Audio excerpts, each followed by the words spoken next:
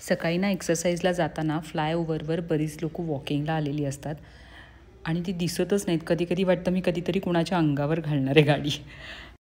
सकाळी एक्सरसाइज आटपल्यानंतर देवदर्शनाला जाताना बघा मला किती मस्त दृश्य दिसलं.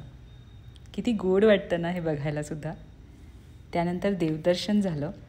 आज मी खूप दिवसांनी देवाला आली आहे. संध्याकाळी महाद्वार रोडला जायचं होतं. जाताना शाळेसमोरून गेले.